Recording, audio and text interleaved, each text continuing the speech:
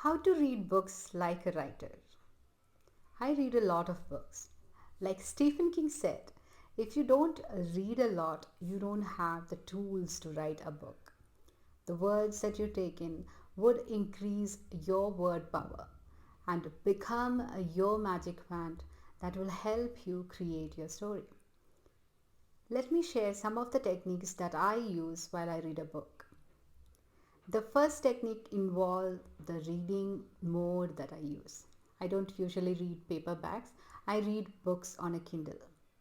Kindle allows you to highlight passages, lines, or words. So I highlight like crazy when I'm reading a book.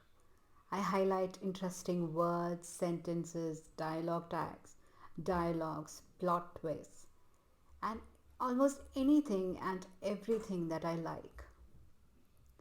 Best thing about the Kindle is that you can save these highlights and export it as a PDF file via email.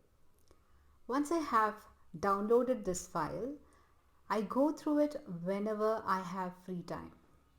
This helps me to use some of these techniques in the story that I am writing. I will modify these to suit my own story.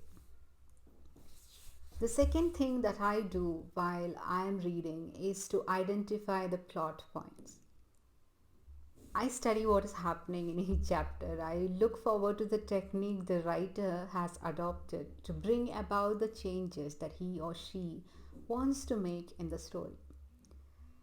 I try to bookmark and divide the book into the 3-act plot structure, not an easy thing, and also identify the theme of the story. The third technique that I follow is to write down the passages or paragraph that I find interesting. I handwrite them down. A piece of fiction that is effortless and pleasing is usually referred to as having a good flow. This is all down to the length of sentences, the amount of syllables in each chosen word, and the placement of the punctuation to create the breaks and pauses. Placement of paragraphs, sentences, words, and punctuation help change the speed of a scene. So whenever I find a passage that has a good flow, I write it down to understand its rhythm. I do this only for books that I like. When I write it down like this on paper, it's almost like I'm understanding the way the thoughts had come out from the writer's head. I'm understanding the cadence, the rhythm, the punctuation, and the music of the word. The fourth practice I use is to study the scene structure, the chapter structure, and also the closing and opening sentences of each chapter.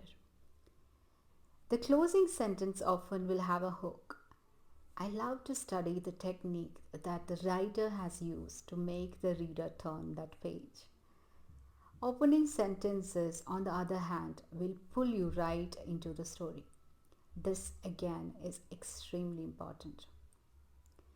The fifth practice is to study the various character arcs. Typically, any successful book, a character would undergo some kind of transformation in the duration of the book. It is this journey of transformation that the character makes that will make the book interesting. I look for the flaws in the characters in the beginning of the story and try to understand how they overcame these flaws or fears. If it is a good book, you will find that the character has transformed from how he or she was at the beginning of the book by overcoming these flaws or fears and also by taking courageous steps to follow their dreams. So these are the 5 practices that I often follow. I do this only for the books that I really connect with. If I read a book and cannot come out of that world, then I know that I have really connected with that book. You can employ these techniques to become a better reader, and it also will make you a better writer.